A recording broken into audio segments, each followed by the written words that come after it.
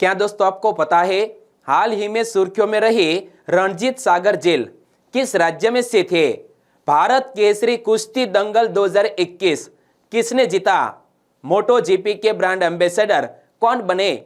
ऐसे ही 13 बड़ी खबरों को कवर करते हुए हमने आज का बोले तो 8 अगस्त 2021 का करंट अफेयर का वीडियो तैयार किया है। क्वालिटी की दृष्टि से बेस्ट है यह वीडियो, आप लास्ट तक देखें। लास्ट में मैं आपसे एक क्वेश्चन पूछूंगा जिसका आंसर आपको नीचे कमेंट बॉक्स में देना है। और अभी तक आपने हमारी जी के 2020 चैनल को सब्सक्राइब नहीं किया है तो सब्सक्राइब कीजिए, पास में जो बेल आइकन है उसे भी प्रेस कर दीजिए, क्योंकि आने वाले हर एक वीडियो की अपडेट आपको सबसे पहले मिले। और दोस्तों, गले में खरोंच होने की वजह से ठीक से बोल नहीं पा रहा हूं, इसीलिए शुरू में ही मैं आपसे क्षमा चाहता हूं।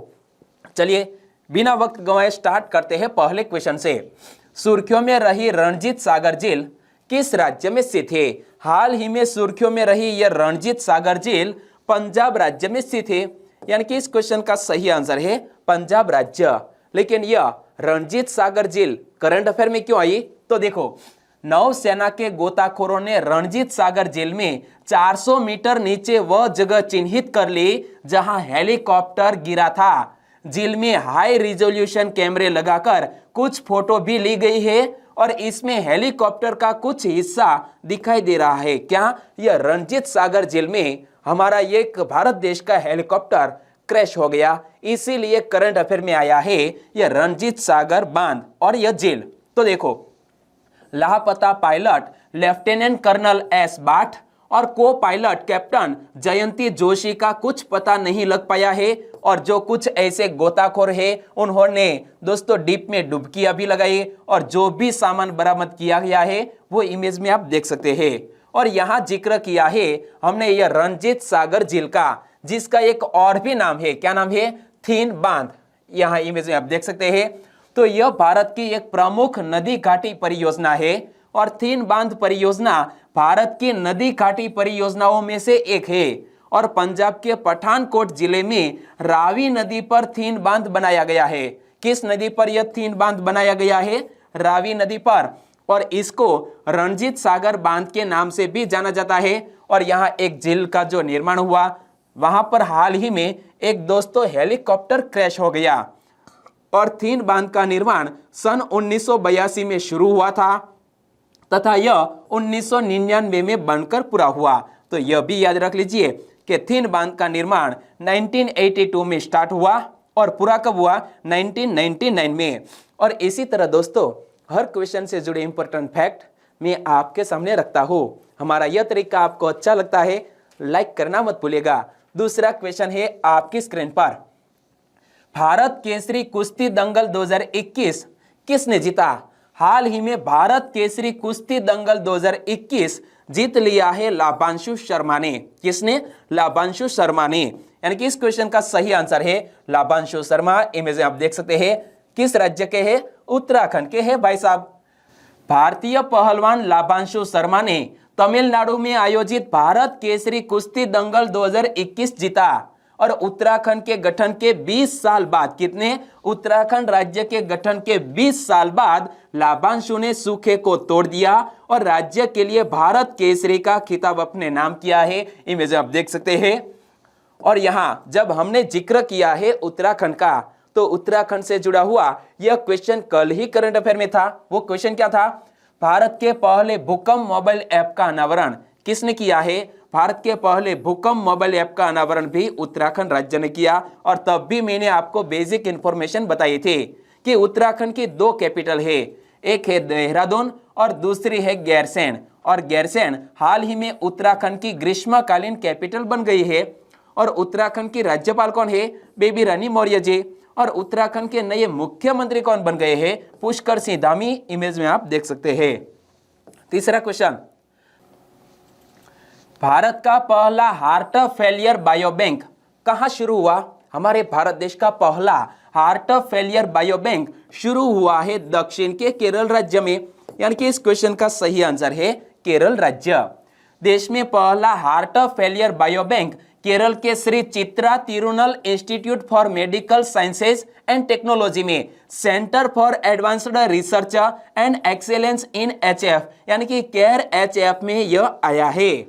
और बायोबैंक हृदय की विफलता के रोगियों में स्वास्थ्य परिणामों के आनुवंशिक, चयापचय और प्रोटियोमिक्स मार्करों का अध्ययन करने के लिए यह खुला है। कहां पर? केरल राज्य में। तो यहां जिक्र किया गया है केरल राज्य का।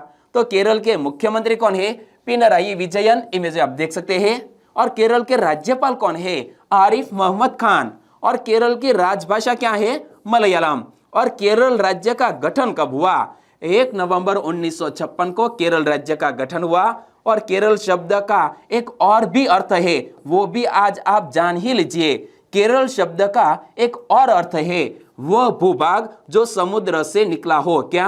वह भूभाग जो समुद्र से निकला हो, इसे बोलते हैं केरल। चौथा क्वेश्चन, मोटो जीपी के ब्रांड एम्बेसडर कौन बने? हाल ही में मोटो जीपी के ब्रांड एम्बेसडर बने हैं हमारे भारत देश के एक स्टार बॉलीवुड अभिनेता जिसका नाम है जॉन अब्राहम। कौन? जॉन अब्राहम मोटो जीपी के हाल ही के ब्रांड एम्बेसडर बने हैं। यानी कि इस क्वेश्चन का सही आंसर है जॉन अब्राहम। इमेज में आप देख सकते हैं। यूरो स्पोर्ट्स इंडिया ने बॉलीवुड सुपरस्टार और मोटो जीपी उत्साही ऐसे जॉन अब्राहम को उनकी प्रमुख मोटर स्पोर्ट संपत्ति मोटो जीपी के लिए भारत का राजदूत नियुक्त किया है। किसको? जॉन अब्राहम को नियुक्त किया है ब्रांड एम्बेसडर के रूप में। और जॉन अब्राहम यूरो स्पोर्ट्स के अभियान मोटो जीपी रेस लगाते हैं के माध्यम से भारत में व्यापक दर्शकों के आधार पर मोटो जीपी का प्रचार करते नजर आएंगे। तो यहां हमें यह भी याद रख लेना है कि यूरो स्पोर्ट्स का एक अभियान है मोटो जीपी रेस लगाते हैं। तो इसके प्रचार के लिए हमारे यह जॉन अब्राहम भारत देश में नजर आएंगे। पांचवा क्वेश्चन, मंगदेचु जल विद्युत परियोजना का निर्माण किस देश में किया गया है? हमारे भारत देश की वित्तीय सहायता से यह मंगदेचु जल विद्युत परियोजना का निर्माण हमारे पड़ोसी मुल्क भूटान देश में किया गया है।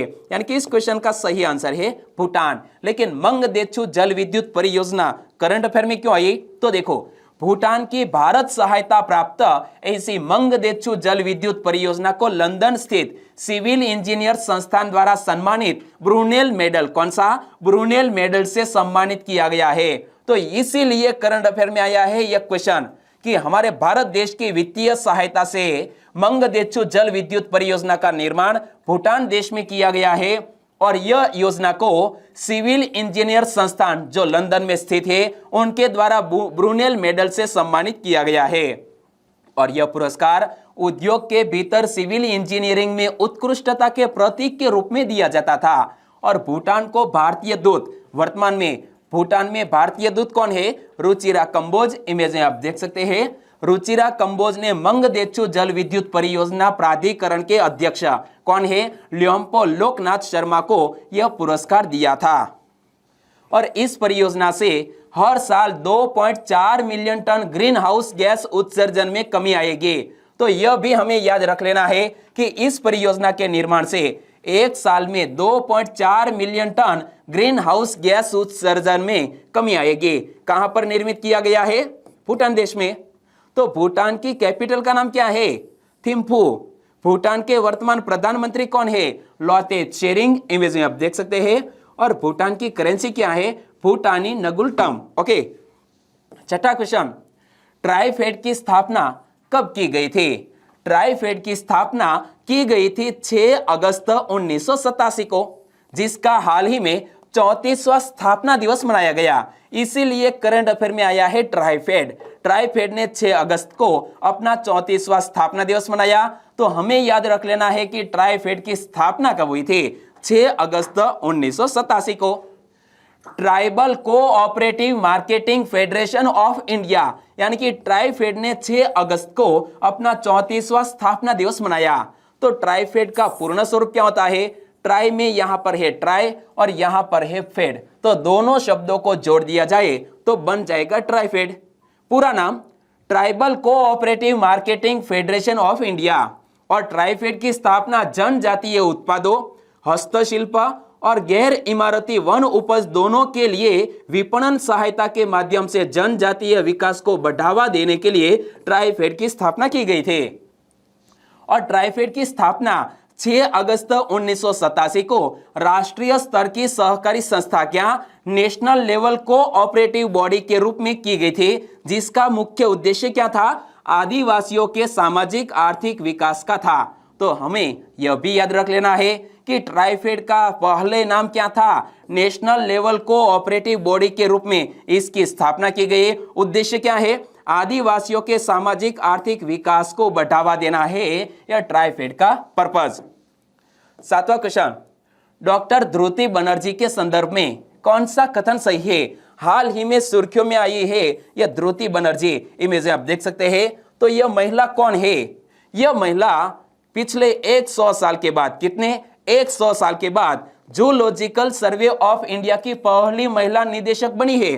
यानी कि इस क्वेश्चन का सही आंसर है जूलॉजिकल सर्वे ऑफ इंडिया की पहली महिला निदेशक कौन बनी है? डॉक्टर ध्रुति बनर्जी एक साइंटिस्ट है। इमेज में आप देख सकते हैं।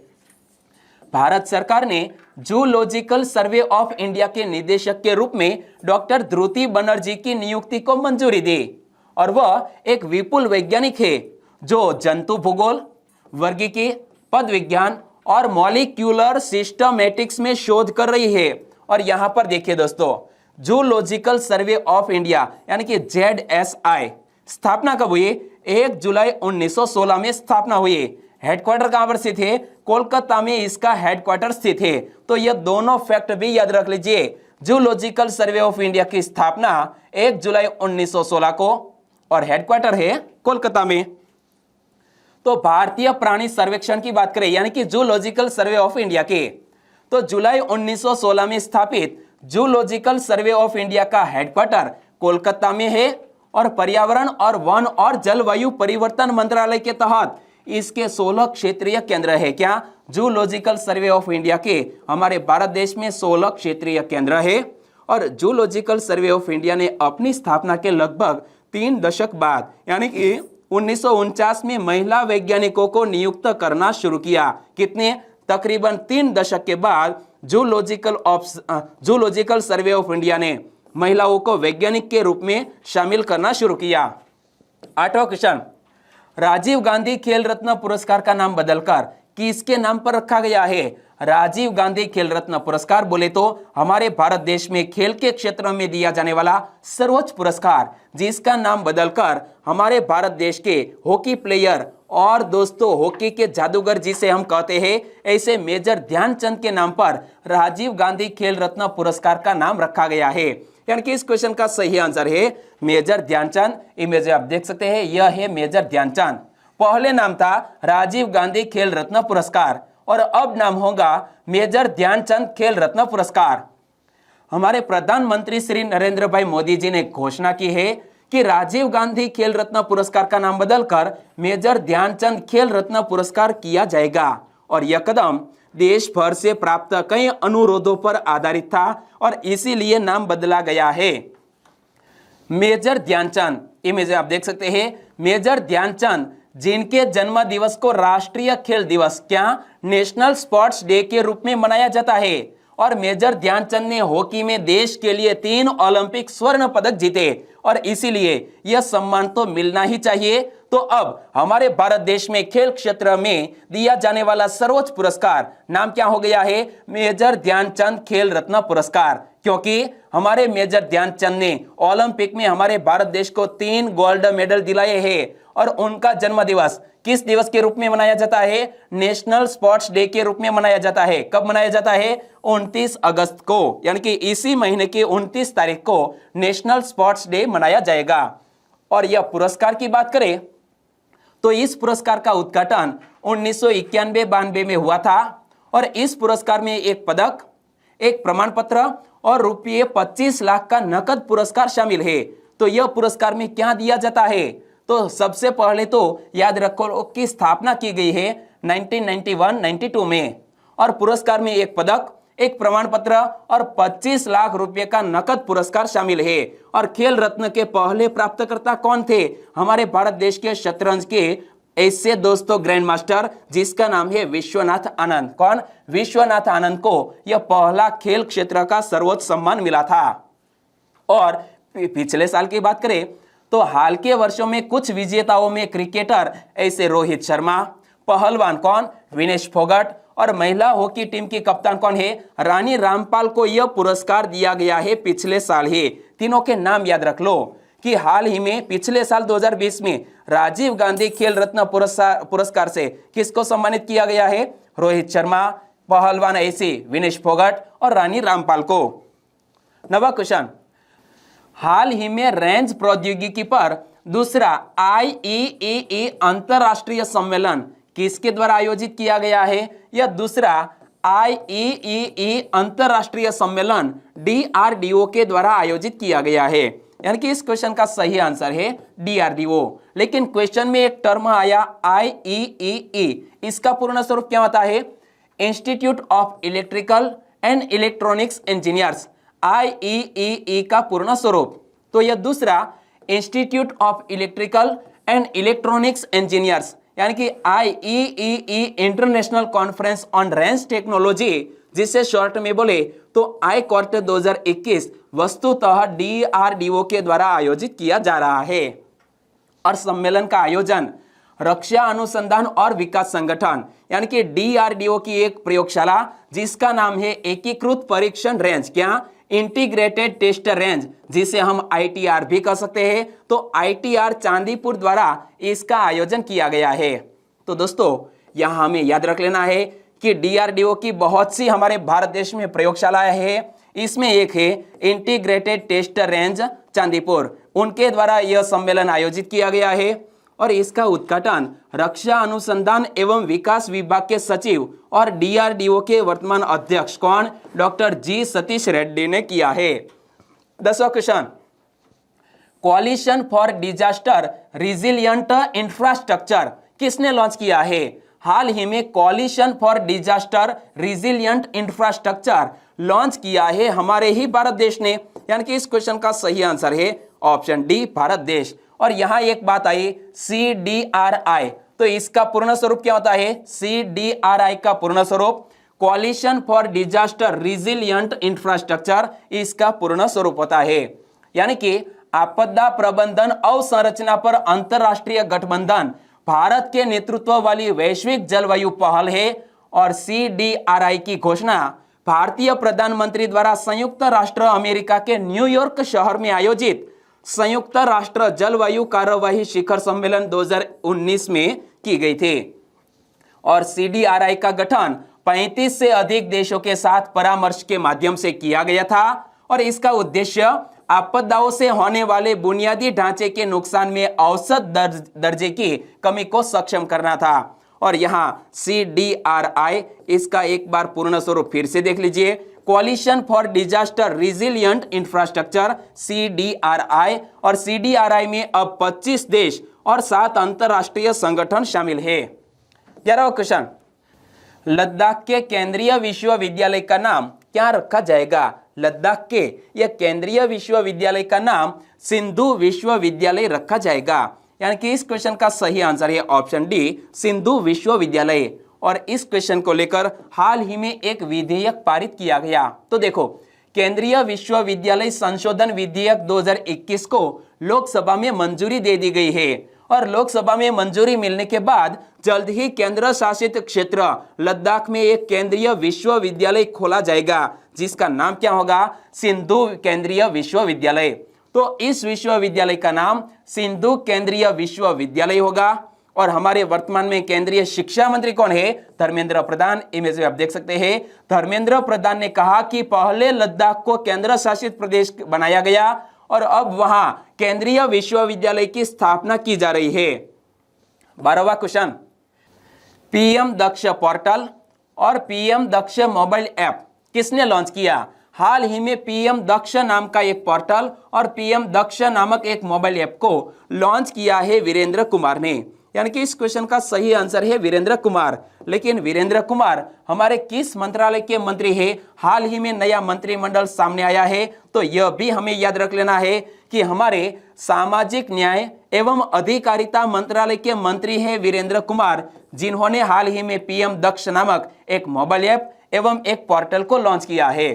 तो केंद्र सरकार पिछड़ा वर्ग, अनुसूचित जातियों और सफाई कर्मचारियों के लिए कौशल विकास योजनाओं को सुलभ बनाने को लेकर पीएम दक्ष पोर्टल और ऐप की शुरुआत की गई। और हमारे सामाजिक न्याय एवं अधिकारिता मंत्रालय के मंत्री कौन है? वीरेंद्र कुमार। और पीएम दक्ष योजना की बात करें तो इस योजना के तहत पात्र लक्ष्य समूहों को कौशल विकास प्रशिक्षण कार्यक्रम, कौशल उन्नयन, पुनः कौशल, अल्पकालिक प्रशिक्षण कार्यक्रम, दीर्घकालिक प्रशिक्षण कार्यक्रम और उद्यमिता विकास कार्यक्रम उपलब्ध कराया जा रहा है। 13वां और लास्ट क्वेश्चन, अमित शाह ने निम्न में से किस राज्य में 5000 करोड़ रुपए से अधिक मूल्य के विकास कार्यों का ई लोकार्पण किया? दोस्तों, कल ही हमारे देश के गृह मंत्री एवं सहकारिता मंत्रालय के मंत्री अमित शाह जी ने गुजरात राज्य में, किस राज्य में? गुजरात राज्य में 5 करोड़ से अधिक मूल्यों के विकास कार्यों का ई लोकार्पण किया। यानी कि इस क्वेश्चन का सही आंसर है गुजरात राज्य। और गुजरात के वर्तमान चीफ मिनिस्टर कौन है? इमेज में आप देख सकते हैं, विजय भाई रूपाणी जी। केंद्रीय गृह एवं सहकारिता मंत्री अमित शाह ने गुजरात में 5 करोड़ से अधिक मूल्य के विकास कार्यों का ई लोकार्पण किया। और गृह मंत्री अमित शाह ने उत्तर गुजरात में बनासकांठा से पालनपुर के बीच डीसा में एलिवेटेड ब्रिज का लोकार्पण किया। इसका निर्माण करीब 195 करोड़ रुपए की लागत से किया गया है। और कोरोना महामारी के कारण दुनिया में जब सभी कार्य ठप हो गए थे, तब गुजरात में 5300 करोड़ की लागत से 40 से अधिक विकास कार्य किए गए। और अमित शाह जी ने प्रवासी गुजरातियों के लिए वतन प्रेम योजना का उद्घाटन किया है। क्या? अमित शाह ने प्रवासी गुजरातियों के लिए वतन प्रेम योजना का भी उद्घाटन किया है। और अब बात करते हैं लास्ट वीडियो के क्वेश्चन की। लास्ट वीडियो में मैंने आपसे क्वेश्चन पूछा था, ओलंपिक में फाइनल में पहुंचने वाले दूसरे भारतीय पहलवान कौन बने? फाइनल में पहुंचे, साथ साथ उन्होंने सिल्वर मेडल भी जीता।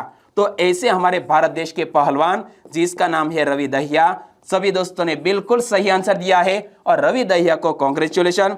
यानी कि रवि दहिया सही आंसर है। इनमें से कुछ फ्रेंड के नाम लेना चाहूंगा तो वो है वेचत राठवा, इला पटेल, रशीला डामोर, चौधरी स्नेहल कुमार। तो आपका भी हमारे चैनल में स्वागत है, चौधरी स्नेहल कुमार, जयराज राठवा, दक्षा भेल, किंजल चावड़ा और स्नेहल नाय।